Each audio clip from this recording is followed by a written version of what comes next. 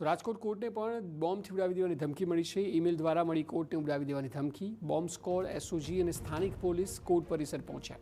Court પરિસરમાં checking હાથ ધરવામાં આવ્યું હતું અને અત્યારે તકેદારીના ભાગરૂપે તમામ પગલાં લેવાયા છે, કારણ કે જેમ અમદાવાદ વડોદરાની વાત થઈ, ગાંધીનગરની વાત થઈ, તેમ રાજકોટમાં પણ ધમકી મળી છે અને બોમ્બ સ્ક્વોડ, એસઓજી અને સ્થાનિક પોલીસ સતત ચેકિંગ કરી રહ્યું છે। કોર્ટ પરિસરમાં આ ચેકિંગ હાથ ધરાયું છે, કારણ કે ઈમેલ દ્વારા રાજકોટ કોર્ટને પણ બોમ્બથી ઉડાવી દેવાની ધમકી મળી અને ત્યારબાદ પ્રશાસન સતર્ક જોવા મળી રહ્યું છે।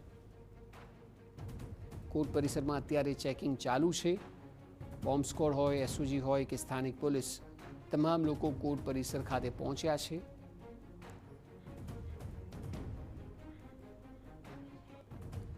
વિષય પર વધુ માહિતી આપી રહ્યા છે રાજકોટથી TV9 સંવાદદાતા મોહિત ભટ્ટ। મોહિત, જણાવો, ઈમેલ મળ્યા બાદ કોર્ટમાં શું ગતિવિધિઓ થઈ રહી છે? પ્રશાસન સતર્કતાના ભાગરૂપે શું કરી રહ્યું છે?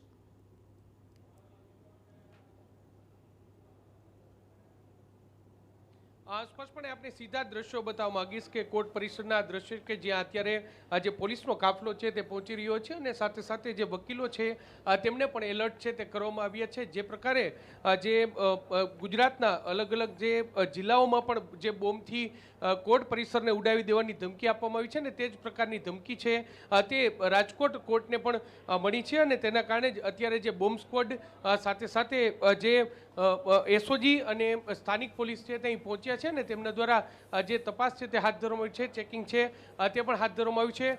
શું કહેશો, કોર્ટ પરિસરને ઉડાવવાની ધમકી છે તે મળી છે અને પોલીસ છે તે તપાસ કરી રહી છે, ત્યારે ગુજરાત રાજ્યની અંદર કાયદો વ્યવસ્થાની જે પરિસ્થિતિ છે બહુ સચોટ રીતે ચાલી રહી છે। બહુ સારી રીતે સરકાર કામગીરી કરી રહી છે। પ્રજાના જાનમાલનું બહુ સારી રીતે રક્ષણ થઈ રહ્યું છે। એવા સંજોગોની અંદર આતંકવાદીઓ જે છે એ એનકેન પ્રકારે આ રીતે મેલ મોકલી અને પરિસ્થિતિ ડોળવા માટેના પ્રયત્નો કરી રહ્યા હોય એવું ચોક્કસપણે જણાઈ રહ્યું છે। અત્યારે પોલીસ તપાસ કરી રહી છે।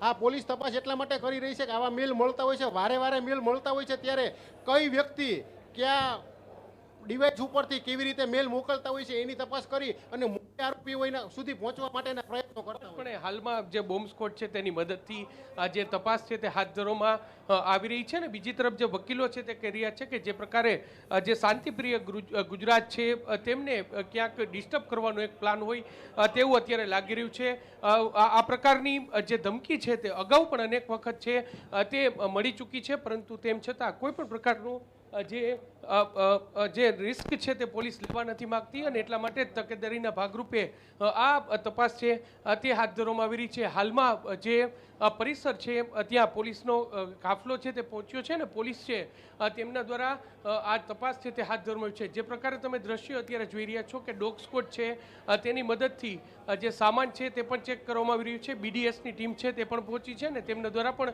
આ તપાસ છે તે હાથ ધરવામાં આવી છે। ટૂંકમાં જે કોઈ પણ પ્રકારની જે ઘટના ન બને તે માટે પોલીસ છે તે અત્યારે સતર્ક છે, એલર્ટ મોડ પર જોવા મળી રહી છે ને અત્યારે જે કોર્ટ પરિસરમાં અલગ અલગ જે તબક્કાઓમાં અલગ અલગ જે બિલ્ડિંગો છે ત્યાં આ તપાસ છે તે હાથ ધરવામાં આવી રહી છે। હવે આ મેલ છે તે કોના દ્વારા કરવામાં આવ્યો તે અંગે પણ જે પોલીસ છે તે તપાસ કરી છે। સાયબર ક્રાઇમની ટીમ છે તેમના દ્વારા આ અંગેની પણ તપાસ છે તે હાથ ધરવામાં આવી રહી છે અને હાલમાં જે કોર્ટ પરિસરમાં જે BDSની ટીમ છે, જે ડોગ સ્ક્વોડ છે અને આ ઉપરાંત જે એસઓજીની ટીમ છે તેમના દ્વારા આ તપાસ છે તે અત્યારે જે હાથ ધરવામાં આવી રહી છે ને તમામ મુદ્દાઓને લઈને પોલીસ છે તે એલર્ટ બની છે। આ પ્રકારની અક્ષય જે ધમકી છે તે 5મી વખત જે રાજકોટ કોર્ટને મળી છે ને દર વખતે પોલીસ છે તે તકેદારીના ભાગરૂપે આ ચેકિંગ છે તે હાથ ધરે છે ને તપાસ છે તે હાથ ધરવામાં આવી રહી છે। જે વકીલો આપણી સાથે છે આપણે તેમની સાથે પણ વાત કરશું। શું કહેશો, જે પ્રકારે બોમ્બથી ઉડાવી દેવાની ધમકી મળી છે, પોલીસ છે તે અત્યારે તપાસ કરી છે તકેદારીના ભાગરૂપે? આમાં તો ખરેખર જે સાયબર ક્રાઇમનો ડિપાર્ટમેન્ટ છે તેમને એલર્ટ રહી અને આ ખરેખર મેલ ક્યાંથી આવે છે તેનું ખરેખર એક ઇન્વેસ્ટિગેશન કરવું જોઈએ। ઘણા સમયથી આપણે જોઈએ છીએ કે અલગ અલગ સેન્ટરમાં સુરત, અમદાવાદ, બરોડા, રાજકોટ જેવા જ્યાં કોર્ટ છે ત્યાં અલગ અલગ મેલ આવતા હોય છે તો ખરેખર સાયબર ડિપાર્ટમેન્ટે આની ઇન્વેસ્ટિગેશન કરી અને આના મૂળ સુધી પહોંચવું જોઈએ. પણ એટલે મૂળ સુધી પહોંચવું જોઈએ, કારણ કે આ પ્રકારની ધમકી છે તે 5મી વખત મળી છે અને તેને લઈને જ હાલમાં જે બોમ્બ સ્ક્વોડ છે તેમના દ્વારા આ તપાસ છે તે હાથ ધરવામાં આવી છે અને કોઈ અનિચ્છનીય બનાવ ન બને તે માટે જે પોલીસ છે તે એલર્ટ છે. જો કે વકીલો છે તેમનું સ્પષ્ટપણે કહેવું છે, સ્પષ્ટપણે માનવું છે કે આ પ્રકારની ધમકી છે, કારણ કે 5મી વખત આ ધમકી મળી છે ત્યારે જે તેમના મૂળ સુધી પહોંચવું જોઈએ તેવું પણ તેમનું માનવું છે. બીજા પણ વકીલો છે, શું કહેશો? અનેક વખત આ પ્રકારની ધમકી મળી છે અને પોલીસ છે તે તપાસ કરી રહી છે, શું માંગ છે? ખોટા મેલ કરે છે, ગેરમાર્ગે દોરવા માટે કરે છે અને પોલીસ તંત્રથી લઈ અને બીવડાવવા માટે આ કોઈનું કાવતરું છે. પણ એને દેશની ખબર નથી કે આ ભારતનું આર્મી તથા પોલીસ એટલું સજાગ છે કે એના ઈમેલ ગમે એટલા આવે અને ગમે એવું કદાચ રસ્તામાં ટ્રાય કરતા હશે તો આ એનું કામયાબી નહીં એને મળે. અને આ લોકો કદાચ જો એવું કોઈ કાવતરું કરતા હશે તો પણ પકડાઈ જશે અને આખરામાં આખરી સજા મળશે. એને ચેતવણી આપી દો કે આ ધંધા બંધ કરે ઈમેલ કરવાના. આ દેશની દરેક નાગરિકો સચેત છે અને આતંકવાદીને ક્યારેય સાથ નહીં આપે. પણ એટલે સુરક્ષાની દ્રષ્ટિએ એક વાતાવરણ દોડવાનો પ્રયાસ છે. શું કહેશો? તમે બાર એસોસિએશન સાથે જોડાયેલા છો, આ પ્રકારની ધમકી વારંવાર મળી અને ગેરમાર્ગે દોરવાનો પ્રયાસ છે, પણ પોલીસ છે તે એલર્ટ છે ને તકેદારીના તમામ પગલાં લઈ રહી છે. તમે કઈ રીતે સહયોગ આપી રહ્યા છો? ખૂબ જ સાચી વાત છે.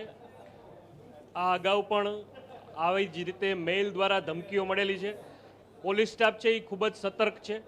આ એક હીન કક્ષાનું કૃત્ય છે કે જે વારંવાર આવા પ્રકારના ફેક ઈમેલથી સમાજને એક હેરાન પરેશાન કરવા માટેની વાત છે. આમાં કોઈ વ્યક્તિ છે એની પોતાની માનસિકતા સાથે ક્યારેય સક્સેસ જવાનો નથી, આ નિશ્ચિત છે.